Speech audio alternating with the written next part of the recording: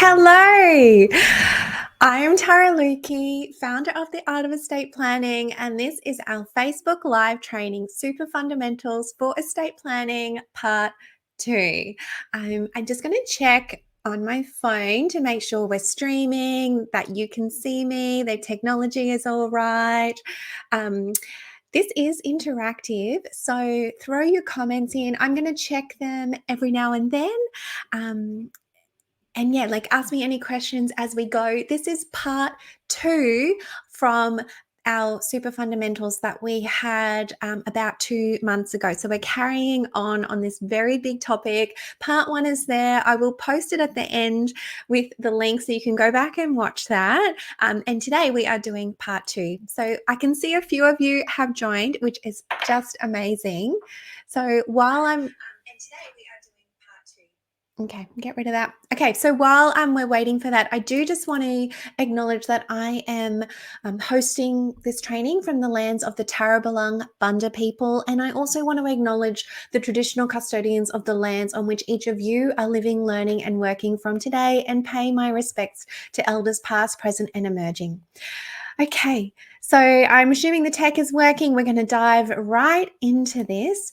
As I said last time for part 1, this is a really complex and detailed area of law, and I've put this series together really to serve as a bit of an introduction.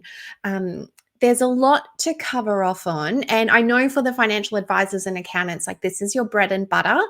I'm really trying to sort of break it down and assume that everyone is coming at this from a pretty low knowledge base, because I know that we have a really broad mix of experience. There's a lot of estate planning lawyers who don't know necessarily a lot about the tax, or other lawyers who specialize in something like family law or personal injury law, but do a bit of estate planning too. So we're going to start really basic and then build, okay?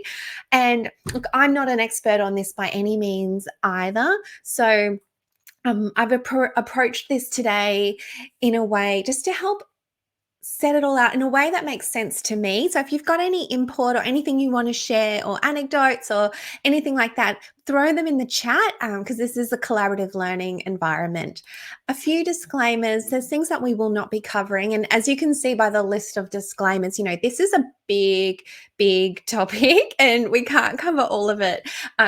So we're just going to focus today on the part 2, which is death benefit planning options. And if you weren't here from the beginning, this is following on from what we covered on the 14th of March, the part 1 of Super Fundamentals, where we looked at, who is eligible to receive super, the tax consequences. So you go back and watch that replay. If you haven't, I will post that link in the chat as well afterwards. Today is all about death benefit planning options. So we're getting into the meat of what to do in an estate planning context. How does this affect our practical estate planning recommendations if you're assisting a client with estate planning and they have money in their super fund or life insurance in their super fund? A big part of the estate planning piece is making sure that we tidy up and connect the dots with those funds in super. So, as I said, starting really basic, I'm sure a lot of you already know this, but a lot of people in the public don't know this. Super is not automatically an estate asset, okay? It is separate to the estate. A fund's trustee is required to cash a deceased member's benefit as soon as possible, and they can, as we know, either pay it to death benefit dependents directly from the fund, or pay it into the estate in the hands of the legal personal representative, in which case it will be dealt with by the will. So we covered that in detail in part 1. When making that decision, the fund trustee must consider, are there any nominations in place? What does the fund's trustee say? And then the laws and regulations dealing with superannuation. So let's have a look at the types of nominations that a member might have in relation to their benefits in a super fund. And the most well known, I would suspect, is the binding death benefit nomination, or BDBN. Sometimes they only last for 3 years. That's called lapsing. Sometimes they are non-lapsing.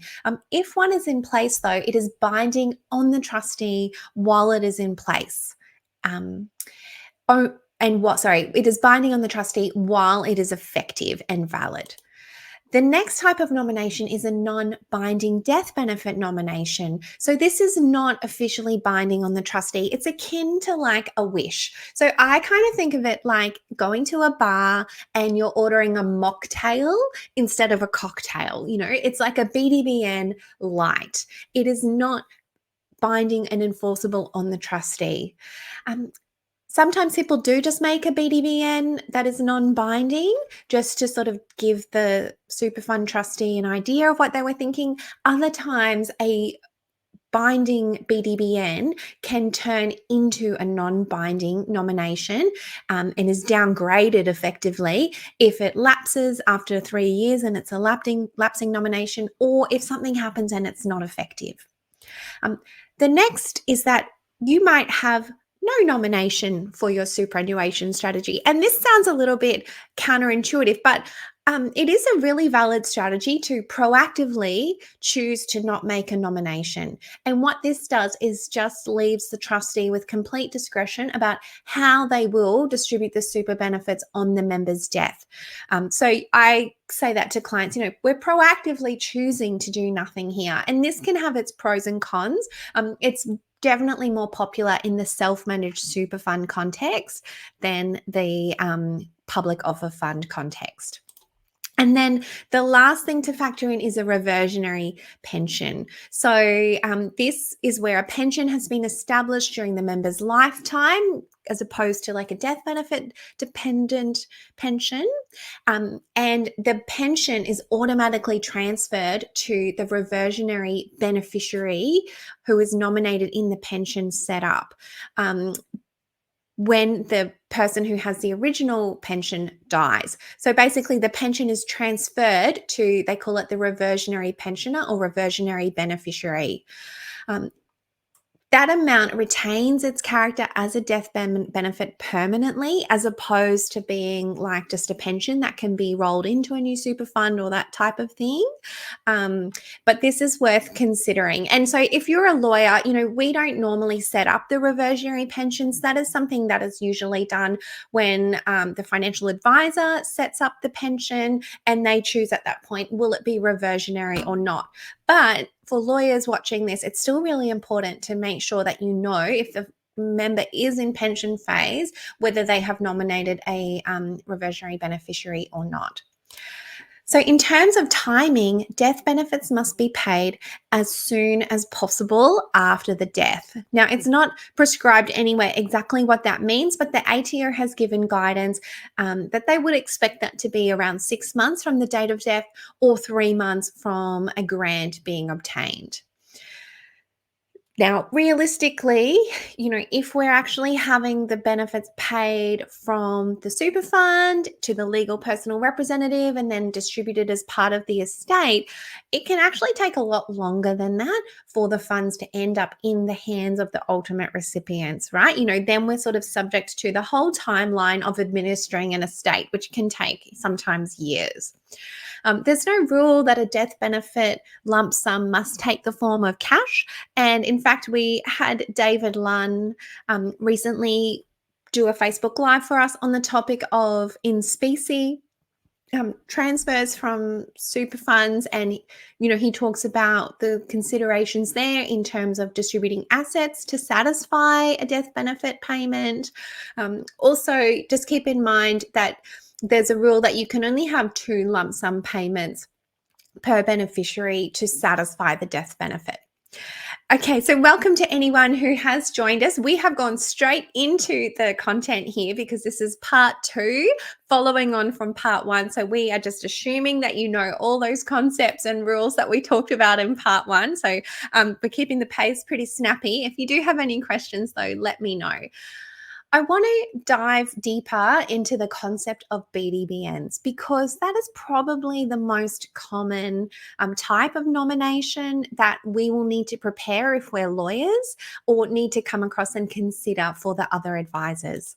So, I like to think of the BDBN as being the bridge that connects the super benefits to the will. So, especially for the estate planning lawyers, if you want to make extensive provisions in the will about gifting the super benefits, you've got to really think about your BDBN strategy to connect the super fund entitlements to what's happening in the will.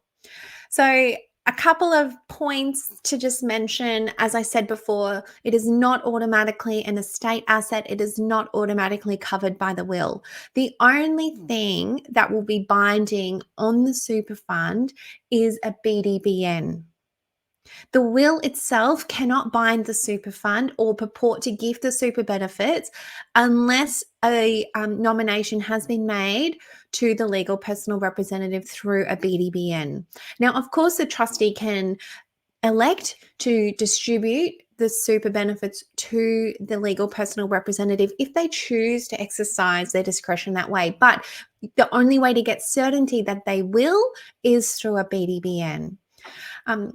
Another factor I just want to point out is that the trustee must give real and genuine consideration to all eligible beneficiaries when it comes to them exercising their discretion. So, in the absence of a BDBN. So, you might have heard, I think in 2022, maybe 2021, we made a big fuss here in the Art of Estate Planning about the re Owies case, which said that trustees don't have open slather discretion anymore. Well, they never did, but just confirming that the treatment of trustees just feeling like they had open slather discretion to make their choice anyway is no longer good practice, and a trustee must give real and genuine consideration to all of the potential beneficiaries when exercising their discretion. So the same actually applies to trustees of self-managed super funds as well, per the Marcella decision, which we will talk about today.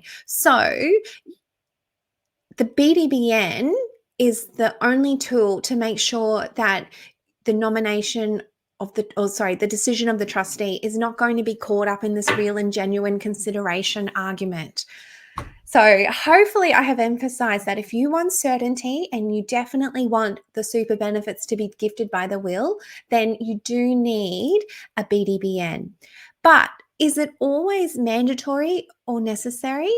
A lot of financial advisors, and we've had discussions even just, I think, yesterday and the day before, and I myself am of this view that sometimes it's actually better to have a bit of flexibility. So I'm going to look at some examples of when do you need a BDBN, when is it better not to have a BDBN and be in that realm of maintaining flexibility.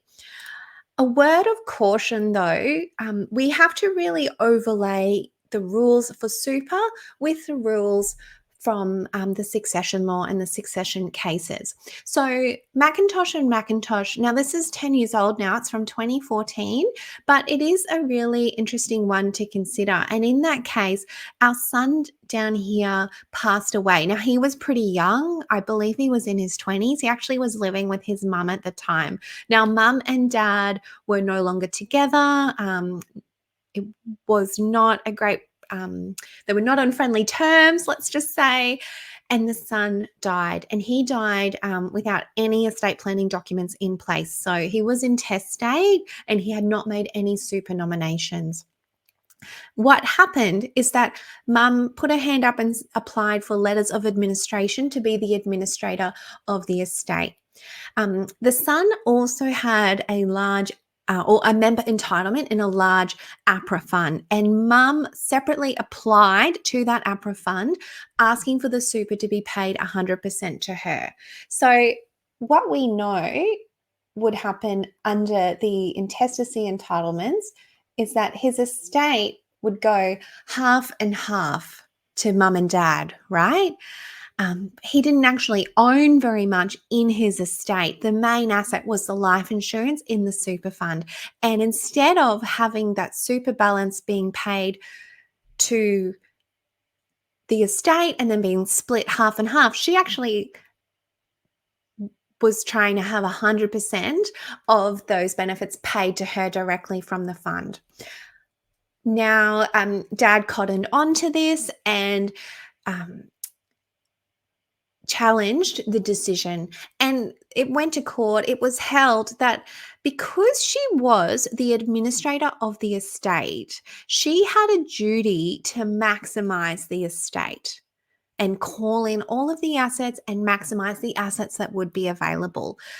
Asking the super fund to pay 100% of the benefits from the super fund to her was actually a breach of that duty as administrator. So the trustee of the super fund had to pay the benefits to the legal personal representative, or sorry, the administrator of the estate, and have it distributed through the estate 50-50 ultimately. But this is a really important principle to bear in mind. One thing that we do now following this McIntosh decision is make sure that all of our will precedents have an express clause which allows the executor to request the super benefits are paid directly to themselves, even if it is in conflict between their personal interest and their duty to the estate as an executor.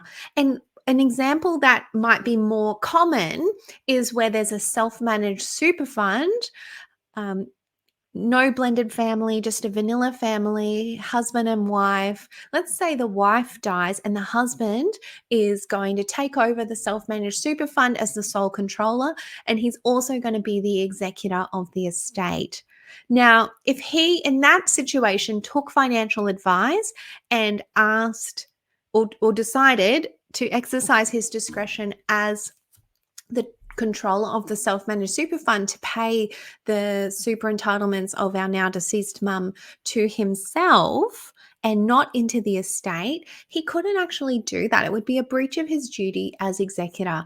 But having that clause in the will means that he is released from that conflict, and he is able to then have the freedom to decide, well, do I pay the benefits directly to myself outside of the estate or through the estate? So that clause is really important. And if you find yourself setting up nominations where there is freedom of choice by the trustee of the fund and the executor of that member's estate is potentially a eligible recipient of the super, you need to have that clause in there. We'll talk a little bit about the Re-Marcella case as well. So another blended family case, we can see here we had mum as our member. So she's here and she's over here, and she was the trustee of the self-managed super fund and the sole member. So as you might remember from part one, you can't have just an individual trustee of a self-managed super fund. You need to have a corporate trustee or two individual members. So mum had her daughter in as a co-trustee with her, but only mum was a member of the fund. Now, mum died. That left the daughter as the continuing trustee, and she actually, I believe, appointed her husband, Martin, as the co-trustee with her to keep the fund compliant. And mum died without a BDBN. So it was up to the new trustees of the self-managed super fund to decide how we're going to allocate mum's member benefits and balance. So she could have paid it to herself, or she could have paid it to this mum's new husband. So what do you think she did? She paid it to herself, right? Now, these facts are really similar to that old Katz and Grossman case. I don't know if you remember that. There'll be people who definitely do. When I started practicing and training in estate planning, Katz and Grossman was the precedent case. And in that case, very similar facts.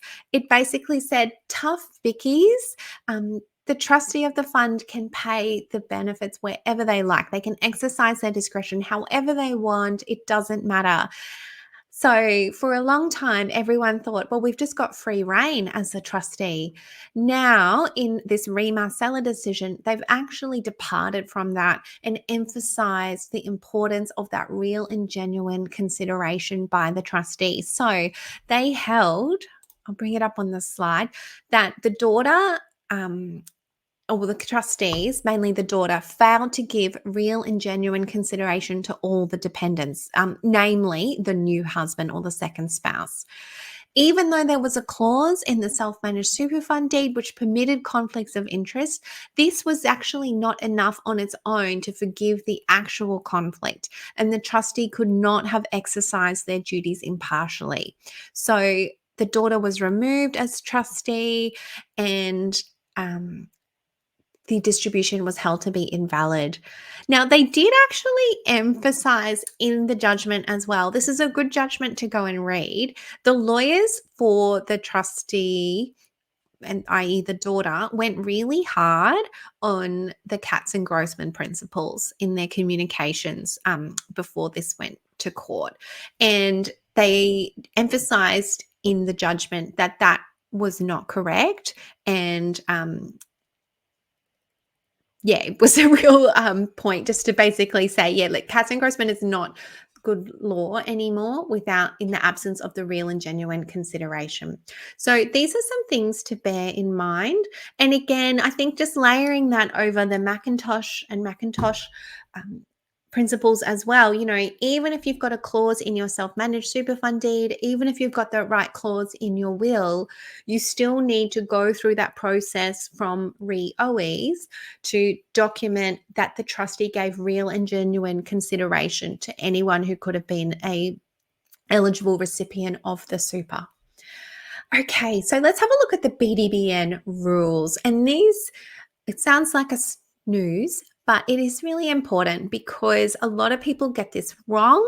And as I said before, if your BDBN is not valid, then it is basically demoted to a non-binding death benefit nomination. So let's have a look at the rules.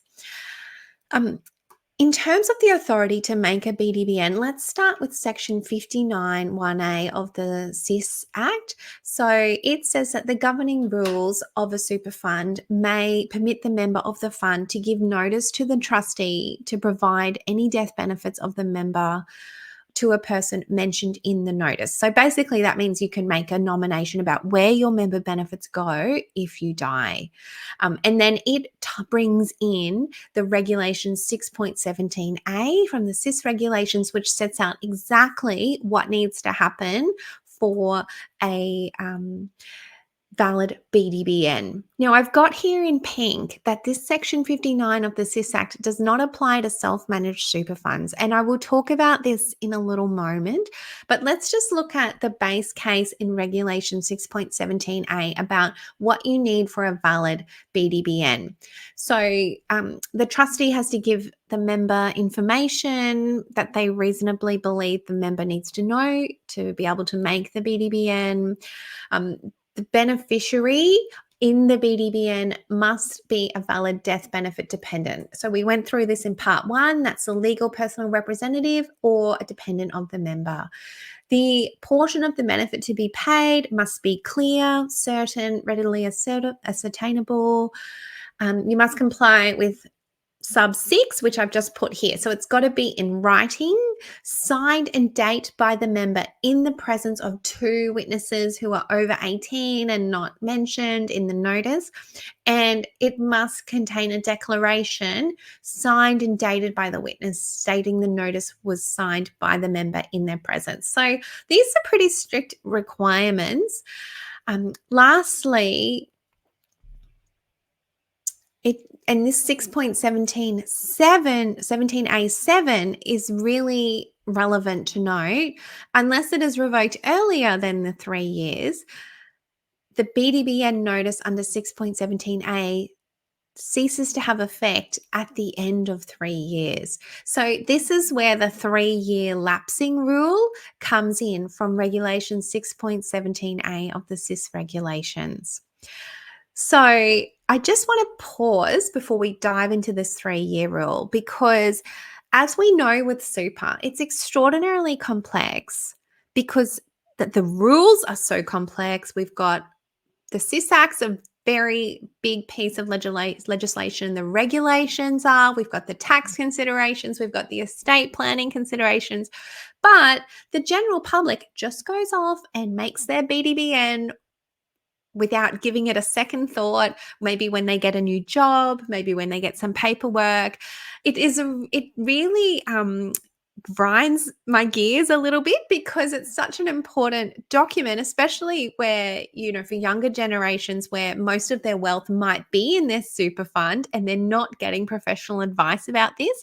So as advisors, it's really important that if we're engaging with a client around their estate planning, that we dig deep and find out, have they made a BDBN, and test, is it valid or not? Because a lot of the time they're just making it, yeah, Angie, even if they do one at all, right? So they're just making it on a whim, on their own. It's not the super fund's job to check if the nomination is valid or not. So this is a real area where we can add a lot of value. And if they've made a BDBN, but it doesn't comply with this, there's no like the vibe, it'll be cool. Like if you do not comply with the strict letter of Regulation 6.17a, then it is not binding on the fund. And there's a lot of litigation and a lot of challenges to BDBNs because they're not complying with this.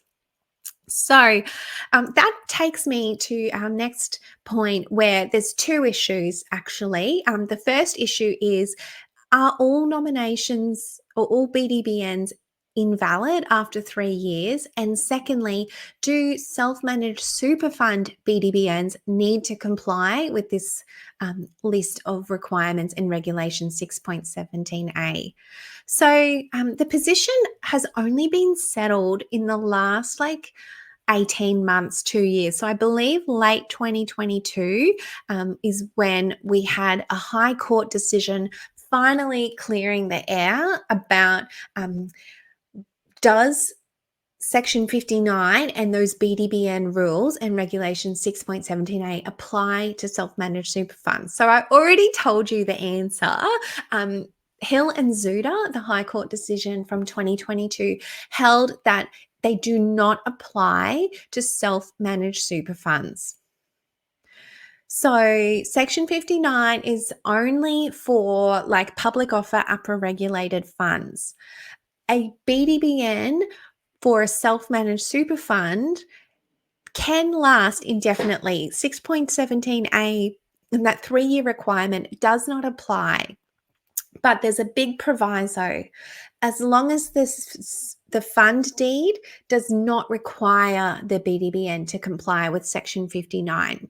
So, for instance, a brand new super fund that was set up yesterday, you would expect that the super fund provider would make sure that there's no reference to Section 59, and in that case, you would assume it would say that the BDBN can last indefinitely. You make it once like a will, and that's it.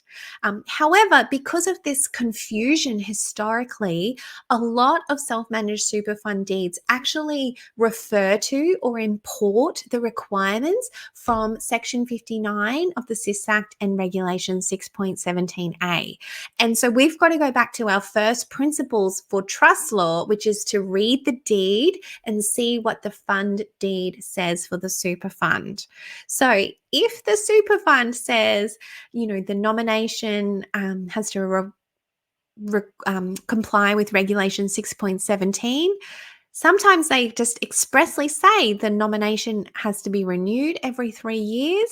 Sometimes it's very vague and it just says it has to comply with the CIS regulations or the CIS law. If you've got anything like that happening, then the conservative approach is that Regulation 59 of the CIS Act would apply to that self-managed super fund. So you would go off and update your deed and make sure that it doesn't apply. So in the absence of that, if you've got a beautiful, fresh self-managed super fund deed that does not refer to Section 59, then technically the only rule about a valid BDBN is what is in the trust deed. Now, a lot of trust deeds do sort of draw in and set out that Section 59 Regulation 6.17a test for a valid BDBN, but you've got to read the fund deed and see what does it say, and that's what you have to follow. So if it gives you a form, if it has specific notice or consent requirements in your particular fund deed, that is what you have to follow. So, when we're reviewing our BDBNs, firstly, I cannot emphasize enough how important it is. If you're getting anywhere near the estate plan, you have to look at what the strategy is for the super and the life insurance. And I would recommend you go through like this list and check. So, is there a reversionary pension and a BDBN? Which one takes priority? What does the deed say? Does it lapse after 3 years? Look at what does the fund deed say? If it's a self-managed super fund, read that. If the BDBN itself, sometimes it says it only lasts for 3 years. We have to go through and cross all our T's, dot our I's on that. Ensure your nominations are valid. So in part 1 in March, we talked about who is actually an eligible death benefit dependent under the SIS Act, like siblings are not allowed, friends are not allowed, grandparents, parents. Then we can start looking. Oh, and I should just say, in terms of that, then also go back to your regulation 6.17a. Was it witnessed by 2 adults? That type of thing, just your very basic eligibility requirements. Then look at, okay, well, how does our nomination align with our estate planning strategy? And I'm going to talk about this in a moment about some nomination strategies that align with different common estate planning strategies.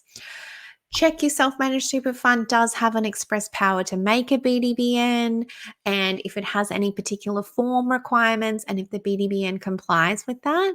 And then another thing to consider as well, in self-managed super fund deeds, sometimes they will hardwire in a death benefit payment. So they will actually put the BDBN direction within the self-managed super fund deed, like through a deed of variation, for instance. Sometimes it's called a super will. So these are some things to look at when reviewing BDBNs. Now, I want to show you this case as an example of how pedantic the rules are and how important it is to comply with the absolute strict letter of the law. So, another blended family decision. I'm pretty sure every super decision we'll talk about today has a blended family. So, in this case, the member had made a BDBN which said 50% directly to the second spouse and 50% to the LPR. And as you can guess, under the LPR, it went to the children from the first relationship. The self-managed super fund deed said if the trustees are given a written BDBN, the trustees must accept the terms of the nomination. So that's pretty benign, right? Like just a standard clause, you probably wouldn't even give it much thought. The trustees of the super fund were the deceased member, obviously while he was alive, and then the son from the first relationship.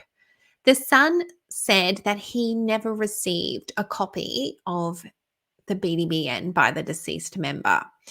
Now, it was held that the BDBN by the deceased member was invalid because it did not comply with the requirement that all trustees were given the BDBN. So it sounds what happened was the member made his nomination, gave it to himself and put it in the documents, but didn't actually give it to the son. And there was no resolution of trustees saying that they had received and accepted the nomination.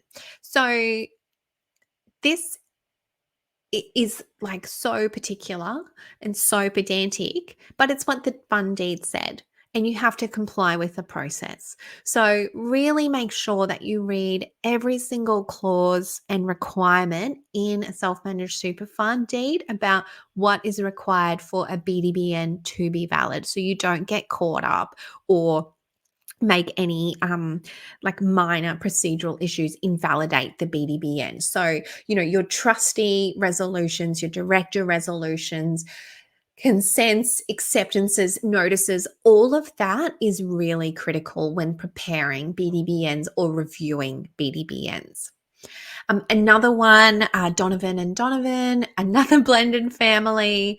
So in this case, the second spouse and the daughter from the first marriage were the executors of the estate, but the second spouse took over control of the self-managed super fund as the sole director of the corporate trustee.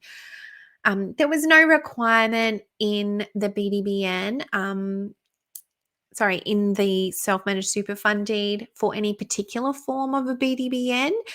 What the deceased member did was wrote a letter to the trustee and basically just said, it is my wish that the balance of any amount standing in my name in the above super fund on my demise be paid to my legal personal representative for inclusion in my estate assets.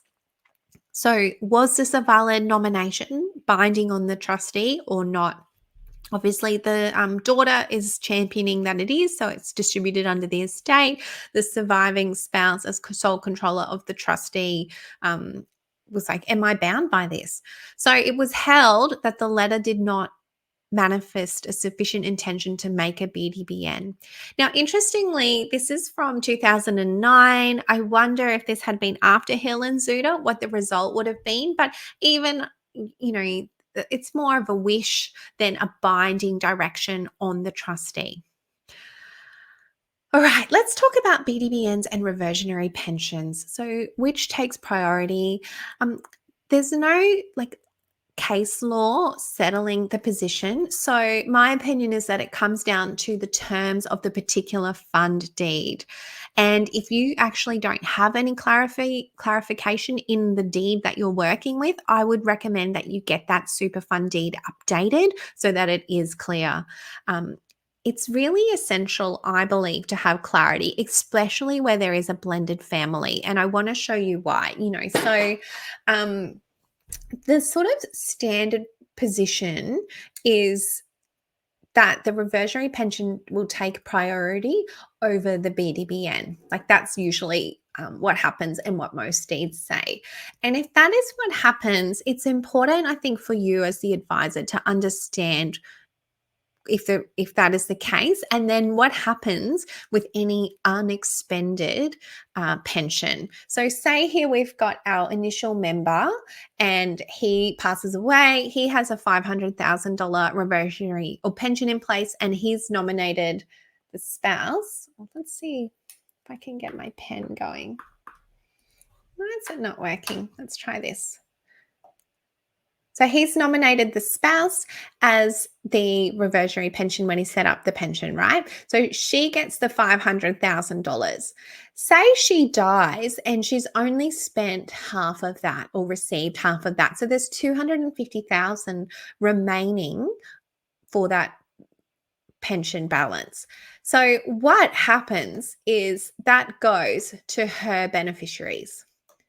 You would think that the children of the initial member who created the pension would want that unexpended pension balance to go back to them. So you would think that the original member's death benefit dependents should receive the unexpended death benefit, but actually that reversionary pension becomes an asset of the reversionary pensioner, and it then is distributed to their death benefit dependents instead.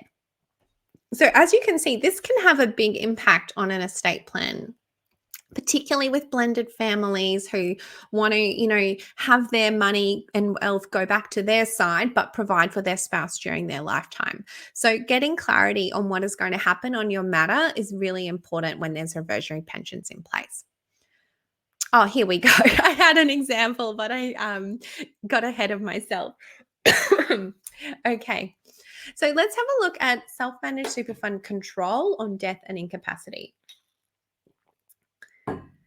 Again, this is really critical. So all of those cases we've talked about, particularly in blended families, involve the controller of the self-managed super fund having to make the right decision and a challenge to the exercise of their discretion and decision. So obviously, if they've just got a free discretion, but they also have the decision of, well, is this a valid BDBN? Am I bound by this BDBN or not?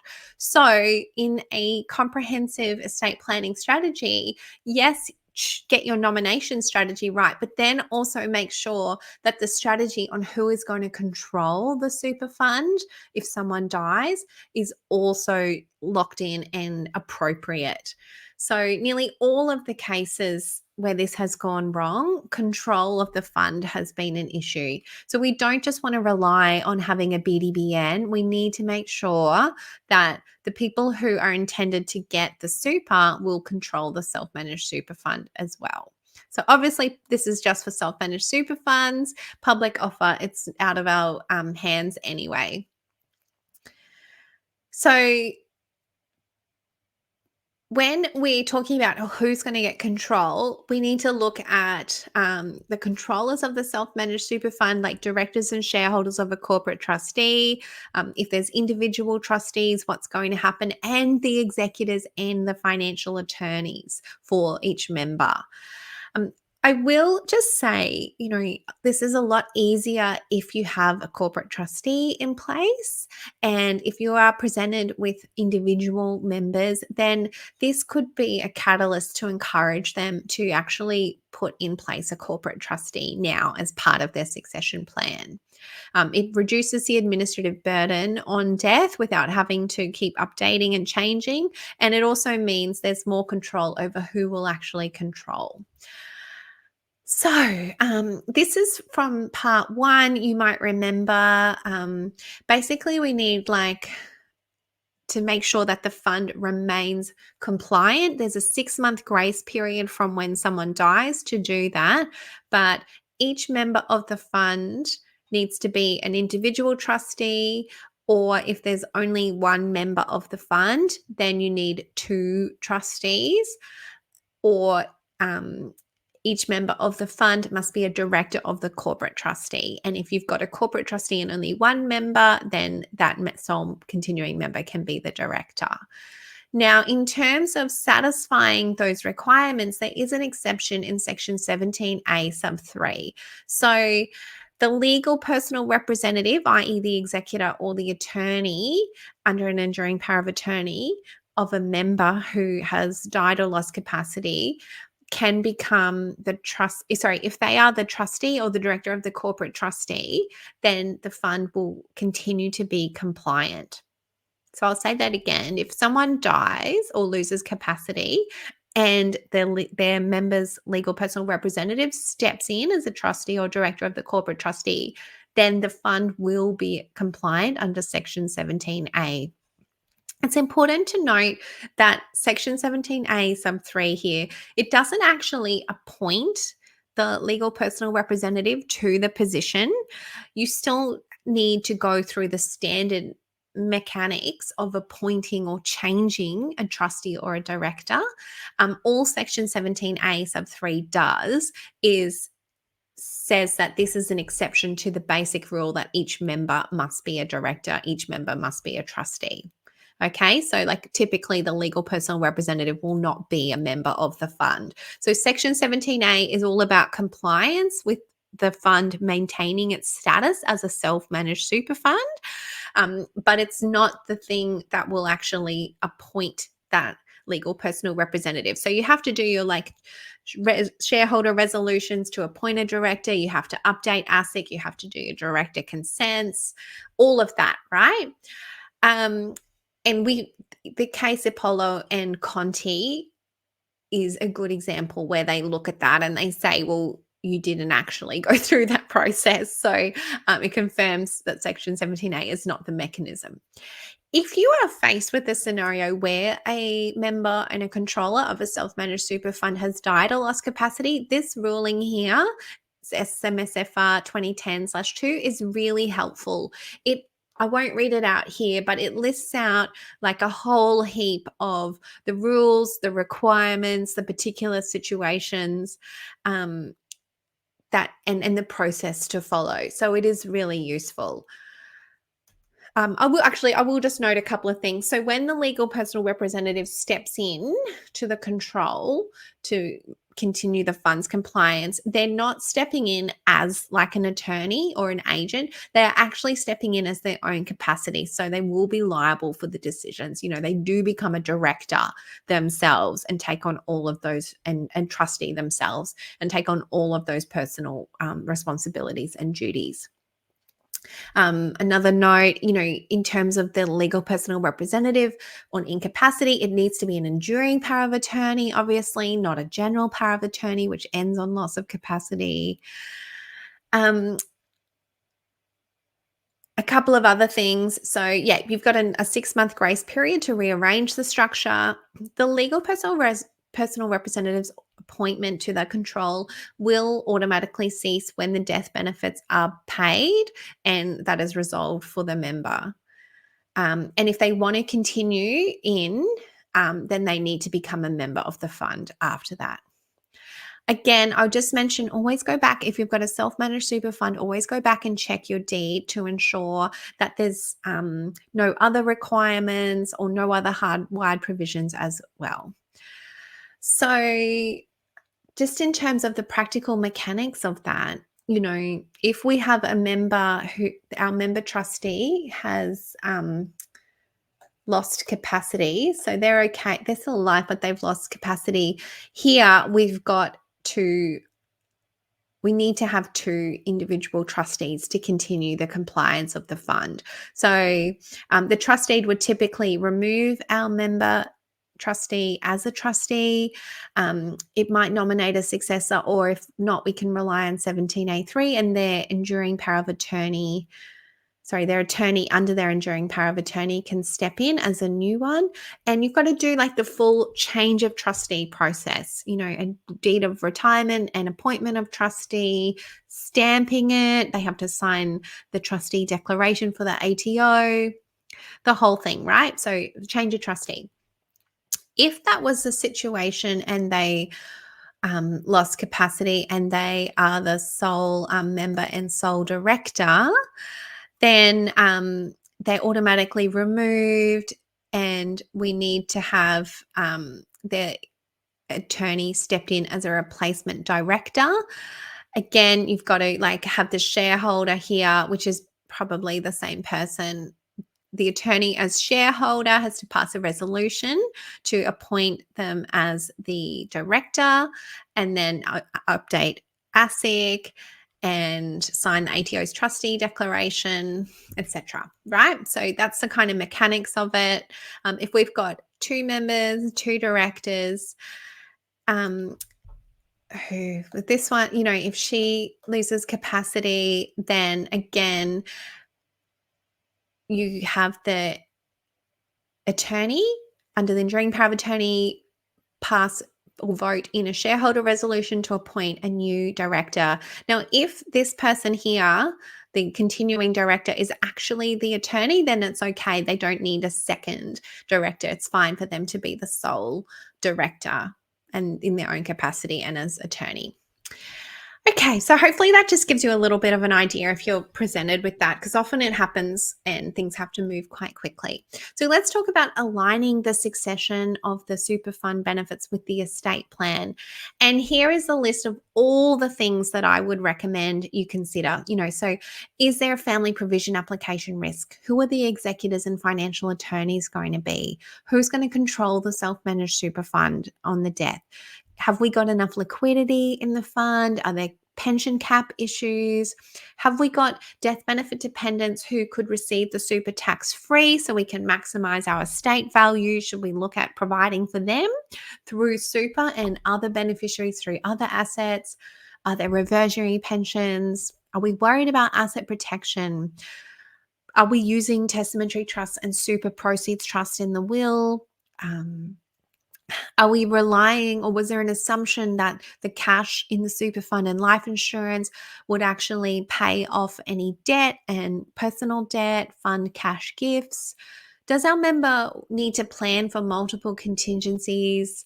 And I haven't said this, and I really should have, if it's not obvious, this really needs to be a collaborative approach between lawyers and financial advisors and accountants, at least the lawyer and the financial advisor, because we've got the tax issues, we've got the super issues, and then we've got the estate planning issues. And I think to really do this justice, collaborating and both advice teams, discussing and agreeing on what they think would be best from their competing priorities is going to be the way to go. Okay, so as we mentioned in part one, there's basically, if you're making death benefit payment, you can either pay it from the fund to the beneficiary directly or to the estate. So let's have a look at the pros and cons. And I'm just going to look at lump sums here. So if you've got a benefit coming out of the super fund directly to the beneficiary, the advantages are it's super simple. You have got the choice of like setting up a pension or not, or making it a lump sum. The beneficiary often receives the money much faster than if they received it through the estate. And unless we've got New South Wales notional estate rules, those super benefits are excluded from the challengeable pool if there's a family provision application. But on the flip side, the disadvantage is that usually you cannot apply for contingency planning. Sometimes you can if you've got a self-managed super fund and you can do a sophisticated BDBN. If the super fund monies go directly to the beneficiary directly from the estate, often there's no asset protection or tax flexibility, particularly if they're young adults. Not a lot to protect them from blowing through it. And this one, which is I've only really sort of paid attention to this recently, but the super received directly from the fund can impact on the beneficiary's income for Centrelink and also the Division 293 tax. So for instance, even if you're not getting Centrelink benefits, but you're receiving like a childcare subsidy or something like that, sort of got young children in childcare, then the super entitlement that they receive will increase the income that they receive that year. And it might mean that they're over the threshold, or it changes their subsidy amount because they've got to report a higher income. If we compare this to a death benefit payment where the super proceeds are paid into the estate to be distributed by the executor or administrator, then the pros of that are you can obviously use your will drafting to plan for multiple contingencies, lots of gift overs and if this and then that type of thing. So be very sophisticated. If you are using a testamentary trust and a super proceeds trust in the will, then you can achieve some level of asset protection and tax-free income to minors. As we said in part one, though, you will need a superannuation proceeds trust to be able to achieve that, which does add a layer of complexity. And the super doesn't actually impact on the beneficiary's income for like those Centrelink entitlements, like the childcare subsidy. So to me, that's really crazy that if you receive the same amount but you receive it straight from the fund, it could impact that. But if you actually receive that same amount through the estate, then it isn't counted. So that could be, it is just worth thinking about that if you have got a client whose beneficiaries are in receipt of something like the childcare subsidy. The disadvantages of having the funds coming to the legal personal representative is that the super monies and life insurance forms the challengeable pool. So if there's a family provision application, then it can take it's just part of the estate that can be available to satisfy a challengeable pool. So that is really worth thinking about from a strategy perspective. It can also take longer for beneficiaries to receive their money because they have to wait for the estate to be finalized. And sometimes I've seen of like a hybrid strategy where the surviving spouse might want most of their super and life insurance benefits to be received into a testamentary trust. But they receive like a smaller, either a fixed amount or a percentage directly from the fund, just so that they've got a bit of cash in hand straight away and they don't have to wait for the estate to be finalized. So obviously, if you're paying benefits to the legal personal representative, the will becomes really important. It's essential. And if you're using a testamentary trust, the super proceeds trust can be more complex. Just to also mention, as I said, if you're on notice of a family provision application risk, be really cautious about putting the super to go to the legal personal representative, because if you don't and you have the super fund, sorry, I should have put this here. Let's do this. If you have the super fund, just pay the super to the beneficiaries directly, and there's a challenge against the estate, there's a big firewall, and those super proceeds and insurance proceeds are protected. But if they go into the estate, then they're on the table. But also be wary of Section 205 of the Life Insurance Act. So if you are wanting the super or life insurance to be used to pay debts of the deceased, you need to have a clear direction and authorization in the will allowing that. So a mere direction that the debts are paid by the assets in the estate is not going to be sufficient. You have to expressly say the super and life insurance must be used to pay the debts. Okay, so we're just going to wrap this up really quickly and have a look at some common BDBN drafting options. So we at the Art of Estate Planning have a really good BDBN precedent pack for lawyers. And in that, we've put 5 different BDBN drafting options. These are what we think are the most common. So first is, 100% of the super proceeds just going to the legal personal representative to be distributed to the will. The second is direct from the super fund to beneficiaries in different proportions or amounts. The third one is if the spouse survives, then there is no nomination. The trustee of the self-managed super fund has discretion. And then in the case that the spouse has not survived, so both spouses have died, then we've got 100% to the legal personal representative. So that's very common where you've got like baby boomer clients, a lot of wealth and super. They're setting up testamentary trusts, but only if they've both died. So if they've both died, we want the super and life insurance in the will to go to the testamentary trust for the adult kids. But if the surviving spouse has survived, then they want to have flexibility to get advice from their financial advisor at the time, work out where do they need the money, what's happening with pensions, that type of thing. Option 4 is we're nominating the super to go directly from the fund to the beneficiaries. But if that beneficiary or beneficiaries don't live, then to the legal personal representative as kind of like a gift over. And then lastly, just like a cascading chain of beneficiaries directly receiving. So let's have a look at a young family scenario, not blended, just vanilla. They've got young kids, their main assets are the home, and life insurance and super are really going to be the bulk of the estate. And in their will, they've set up a testamentary trust for the surviving spouse and the children. In that case, I would suggest we either do 100% of the benefits to the legal personal representative, especially in a retail fund environment, or maybe you do the option 3 where the surviving spouse has got flexibility and then we do 100% to the legal personal representative. So the surviving spouse can pay the benefits to themselves directly from the fund or to the estate, provided we have that clause in the will allowing them to make their choice without worrying about a conflict of interest. If we've got that older baby boomer generation and they've set up TTs in their will for the benefit of the kids, but not the surviving spouse, then I would look at, okay, well, maybe we'll do that option 3, give the surviving spouse discretion, and then 100% to the legal personal representative. So we know it'll go into the trusts for the kids when they've both died. Or maybe if you've got like a public offer fund, you might go directly to the spouse. And if the spouse doesn't survive, then 100% to the legal personal representative. These are some common strategies that you might see.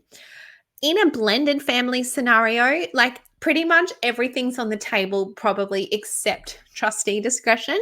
It's really hard to sort of have a one size fits all scenario there. The last thing I want to just mention is beware of making binding nominations under an enduring power of attorney. So this comes down to the question of if a member has lost capacity and you need to update or make a binding nomination, can it be done using the enduring power of attorney? And it's really unclear. Okay. We know that enduring powers of attorney cannot be used to delegate something that is a testamentary act. So your attorney cannot use the enduring power of attorney to make a will for you. For instance, they have to go off and get a statutory will. The position, though, is really unclear when it comes to whether making a BDBN is a testamentary act or not. And it's actually quite different. So some states have got legislation or case law. We've got cases in Queensland which says BDBNs are not a testamentary act. So yes, you're cool to use them during power of attorney to make a BDBN. In New South Wales, they say it is a testamentary act. So you cannot use the enduring power of attorney to make the BDBN. Tasmania expressly legislates and says that you can, and Western Australia says that you can. And yeah, I don't know if you're aware of the other states and what the position might be. If there's something that I've missed, I'd love to hear. So it's crazy that we don't have clarity on that in this day and age. So watch that space. The other thing I'll also just say is be aware of a conflict of interest between the attorney and the member's interest. So if there is a conflict of interest, which is nearly always the case, unless you've got a purely independent attorney and you don't have an authorization in the power of attorney and the self-managed super fund deed, you're probably going to not be able to do it because of a conflict of interest that's not authorized. You will also need express provisions in the power of attorney and the self-managed super fund trust deed saying that they can make a BDBN. There's also a nuance between like renewing a BDBN, making a new one and revoking them. You know, if you've got one that's lapsed after 3 years and you're just renewing it and you're not changing the beneficiary, is that different to making a BDBN to totally different beneficiaries? And yeah, we talked in the first part about releasing benefits on death, death benefit withdrawals as well. So just act with extreme caution. And yeah, Katie, I can see that this comes up a lot with retiree clients. I always put the provisions in the enduring power of attorney, but when it comes down to actually making it and changing it, act with extreme caution because it may not be valid. So we've come right to the end. I'm 2 minutes over, so I'll wrap it up. Thank you, everyone, for your questions. I just want to say, remember what you're insured for. Okay, so lawyers, we are not insured for giving anything related to financial or tax advice. Financial advisors, you are not insured for legal advice. There's a real sticky line about whether making a BDBN is a legal document or not. I would say that the strict position is that drafting the BDBN is a legal document, but the advice around the strategy behind it could be financial advice. So I think collaborate when you can. For instance, in our BDBN precedent pack for lawyers, we have a template letter for you to send the draft BDBN to the client's financial advisor. Tell them what you're thinking from an estate planning perspective. Ask them to confirm if the BDBN aligns with the financial strategy and work together on it. So when in doubt, though, refer on, especially if this is outside your sort of area of expertise. There's plenty of advisors and lawyers in our group who really are experts in this space. So just remember, it's tricky.